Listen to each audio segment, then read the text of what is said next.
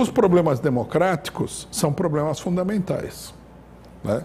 Não adianta a gente chegar aqui e falar assim, esse STF, né, é um grupo de pessoas que foram indicados por políticos safados e corruptos e que estão aí para defender não só o interesse da burguesia em geral, como para defender o interesse de determinados grupos, né, panelinhas dentro da burguesia.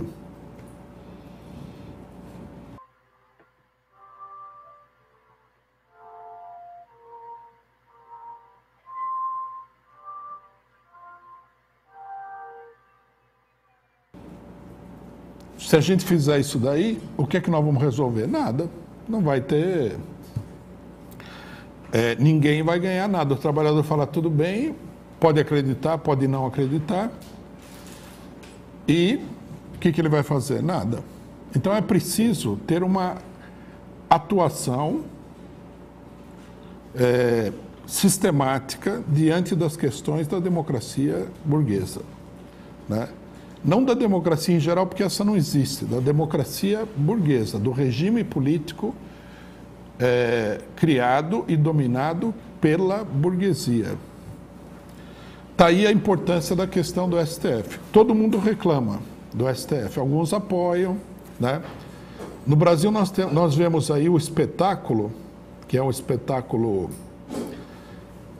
um tanto quanto desmoralizante, da esquerda, ora apoia o STF, ora não apoia o STF.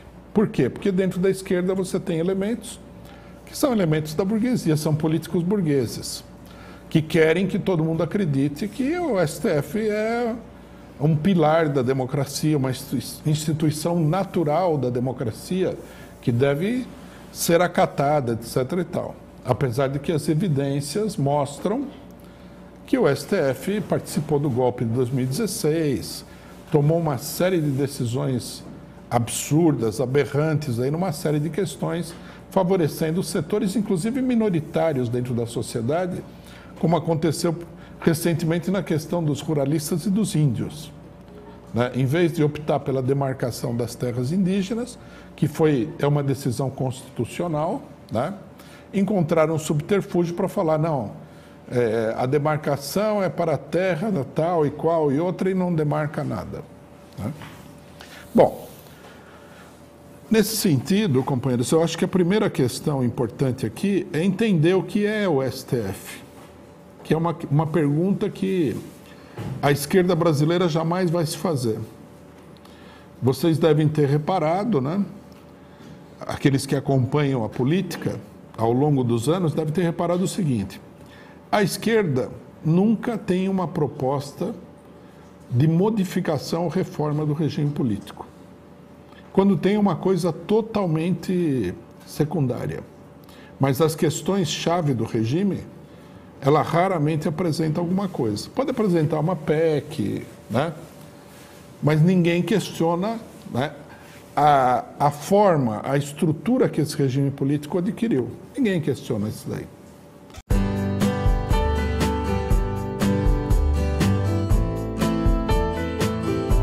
Então, a primeira pergunta deveria ser a seguinte: de onde saiu essa coisa do STF? O que é isso? Quem inventou isso daí?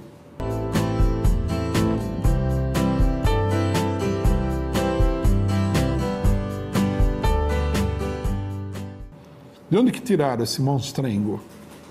Porque é evidente que é uma monstruosidade. Aí vai aparecer, né?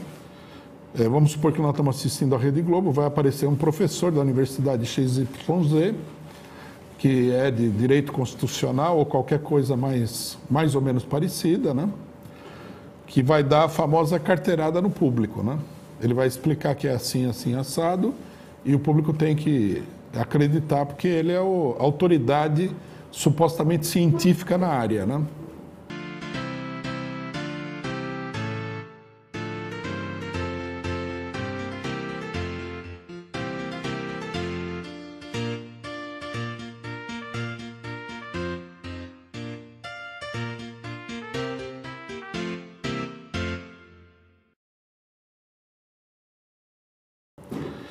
Então esse professor ele explicaria o seguinte: não, isso daí é